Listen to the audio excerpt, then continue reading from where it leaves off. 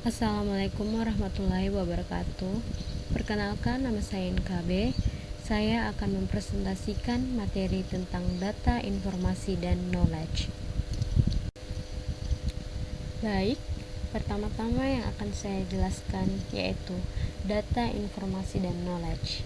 Data, informasi, dan knowledge ialah informasi adalah data yang diolah menjadi bentuk yang lebih berguna, lebih berarti, dan bermanfaat bagi penggunanya.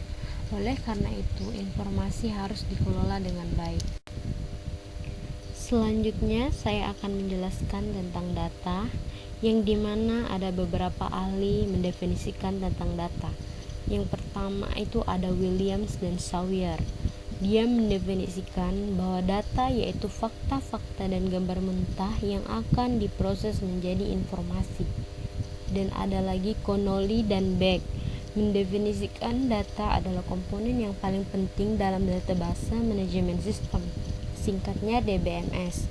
Berasal dari sudut pandang end user, data berperan sebagai penghubung antara mesin dan pengguna. Dan ada juga menurut Romney, data adalah fakta-fakta yang dikumpulkan, dicatat, disimpan, dan diproses oleh sistem informasi. Jadi kesimpulannya, data adalah fakta mentah yang belum mempunyai arti yang nanti akan dikumpulkan dan diolah menjadi informasi. Data menggambarkan kenyataan suatu kejadian dan kesatuan yang nyata sebelum menjadi informasi.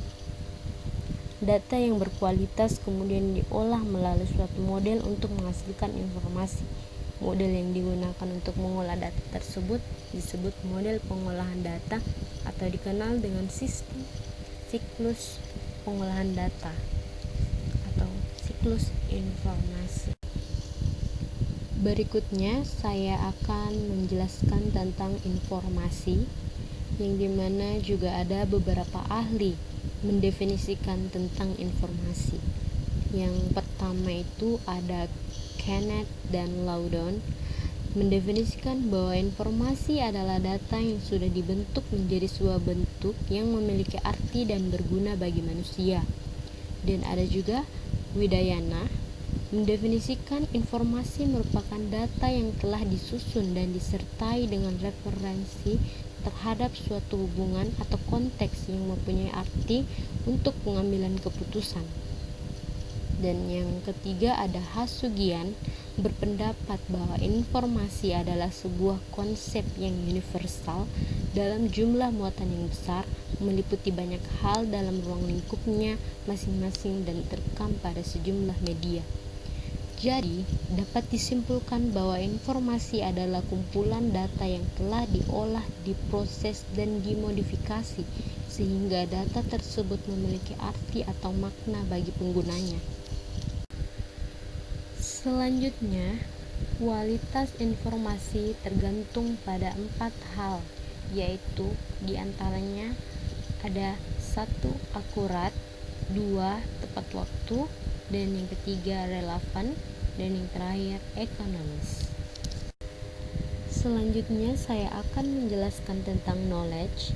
Knowledge merupakan kumpulan informasi yang dimiliki oleh individu dan dijadikan sebagai keahlian mereka serta digunakan untuk menyelesaikan masalah atau mengambil tindakan yang lebih efektif. Ada 2 jenis knowledge. Yang pertama, ada tacit knowledge, adalah knowledge yang terletak pada otak melalui pengalaman namun sangat sulit dikodifikasi. Dan yang kedua ada explicit knowledge, yaitu segala bentuk knowledge yang sudah direkam dan didokumentasikan dalam penyerapan KM sehingga lebih mudah didistribusikan dan dikelola. Adapun perilaku informasi yang harus kita ketahui, yaitu perilaku informasi merupakan keseluruhan perilaku manusia yang berkaitan dengan sumber dan saluran informasi, merupakan upaya untuk menemukan informasi dengan tujuan tertentu sebagai akibat dari adanya kebutuhan untuk memenuhi tujuan tertentu. Selanjutnya, ada 2 kebutuhan informasi yang perlu kita ketahui. Kebutuhan informasi bagi pengguna dapat diketahui dengan cara melakukan identifikasi kebutuhan pengguna.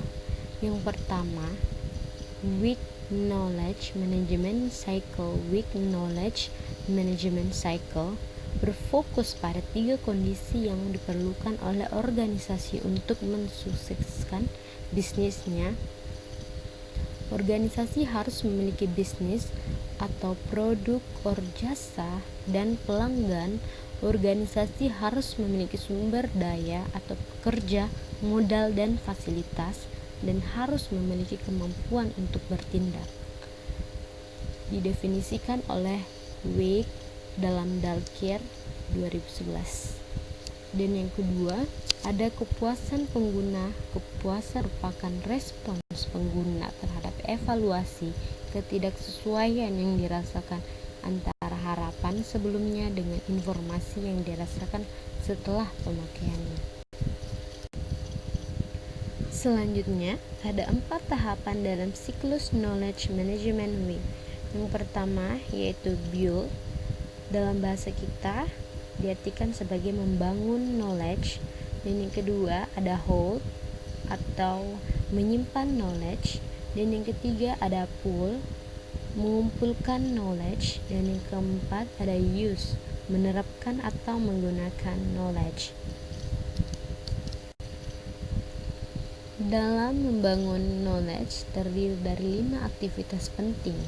Yang pertama, mendapatkan knowledge. Dan yang kedua, menganalisa knowledge. Dan yang ketiga, menyusun ulang atau mencocokkan knowledge. Dan yang keempat, mengkodifikasi knowledge. Dan yang terakhir, mengatur knowledge. Ada pula menurut Peters 2004, dari penelitiannya disimpulkan bahwa 7 dari 10 kunci sukses dalam pengukuran kepuasan pengguna diantaranya yaitu 1.